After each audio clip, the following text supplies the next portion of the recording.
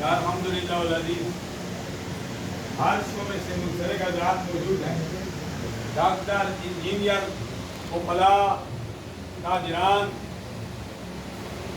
اس سے شعبے کا ذکر کروں اس سے ابھی حضرات، اور اسی طرح جس طرح آج ہر شعبے سے منسلک حضرات موجود ہیں۔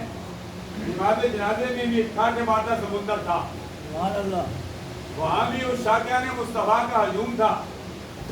جس طرح جامع مسجد عبداللہ کے خطیب پیکر اخلاق و محبت فاضل نجواں حافظ محمد باسط صاحب فرما رہے تھے کہ حاجی محمد افضل خان پہلوان صاحب نے اپنی زندگی یاد خدا اور اس کے مصطفیٰ میں گزاری۔ سبحان اللہ۔ تحریک ختم نبوت ہو یا میلاد مصطفیٰ صلی اللہ علیہ وسلم ہو، مرکزی سیرت کے بیٹی کے بانیان میں سے تھے۔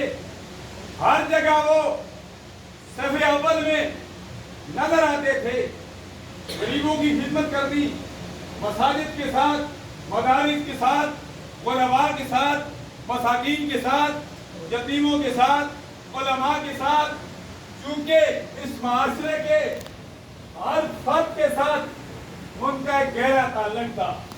الحمدللہ اس محفل میں سادات کرام موجود ہیں، مودے سید لیاقت حسین شاہ صاحب، سید رفاقت حسین شاہ صاحب، سید قمر الدین شاہ صاحب، دامر کاتب العالیہ کے برادر اصغر موجود ہیں۔ وہ بیمار ہیں، اللہ ان کو صحت عطا فرمائے۔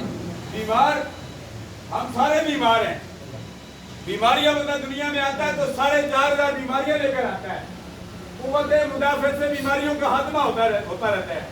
دعا یہ کریں، یہ بیماریاں تو آتی جاتی رہتی ہے، دعا یہ کریں ہمیں اللہ تبارک و تعالیٰ وہ بیماری لگائے جو بیماری صدیق اکبر میں تھی، جو خلفائے راشدین میں تھی، جو اہل بیت میں تھی، جو اولیاء کاملین میں تھی۔ وہ بیماری عشق مصطفیٰ صلی اللہ علیہ وسلم میں ہے، وہ بیماری یاد خدا کی دولت ہے۔ اللہ تبارک و تعالیٰ ہمیں دنیا میں زندہ رکھے تو یاد خدا اور عشق مصطفیٰ صلی اللہ علیہ وسلم